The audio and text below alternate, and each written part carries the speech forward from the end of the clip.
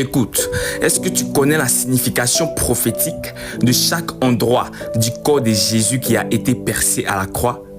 Contrairement à ce que les gens pensent, ça n'a pas été seulement une souffrance physique, mais un acte céleste puissant qui a ouvert des portes spirituelles de rédemption. Alors je te donne aujourd'hui chaque révélation sur la mort de Jésus, en donnant la signification de chaque partie du corps de Jésus qui a été percé. La première partie sont les mains. Les mains ont été percées par des clous ou des pointes énormes.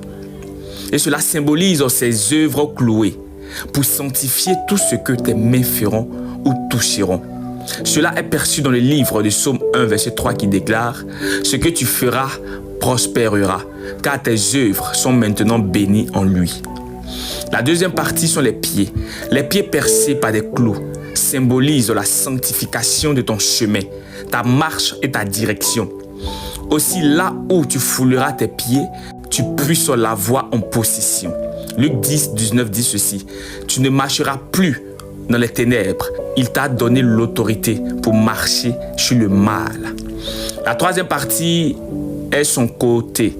Son côté a été percé par une lance. Cela symbolise son amour et son esprit.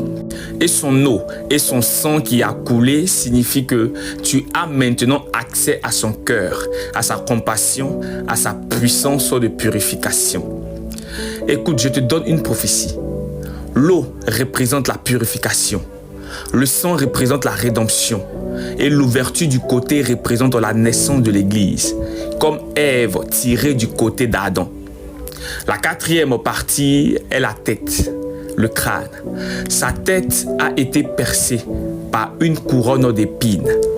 De la même manière que le corps n'est rien sans la tête, c'est de cette même manière qu'il a porté la souffrance mentale, le rejet, la honte, la malédiction pour le corps du Christ. C'est pourquoi, par ces blessures sur la tête, ta mentalité est guérie et tes pensées sont restaurées.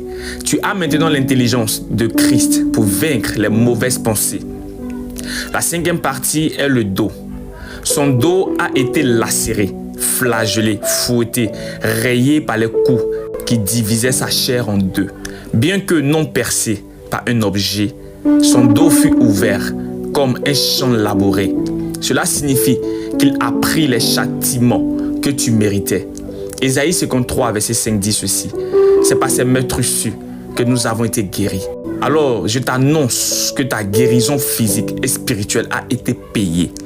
Voici la sixième et la dernière partie que beaucoup n'ont pas prêté attention. C'est le visage. Il a reçu le crachat, les coups de gifle et les coups de poing sur le visage. Et même sa barbe a été arrachée.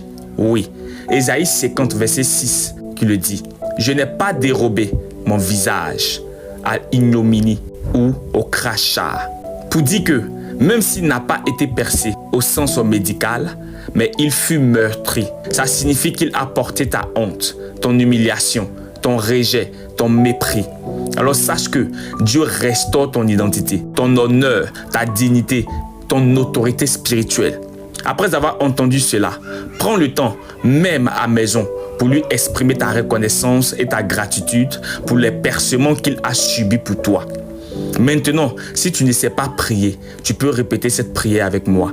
Seigneur Jésus, merci pour chaque clou, chaque blessure, chaque percement. Par tes mains percées, mes œuvres sont sanctifiées. Par tes pieds, mes marches sont dirigées. Par ton côté, je suis purifié. Par ta tête percée, ma honte est ôtée. Par ton dos meurtri, je suis guéri. Mais pour ton amour total, je vis désormais par ta croix. Et je proclame que rien ne peut m'accuser, car tu as tout payé à la croix. Amen.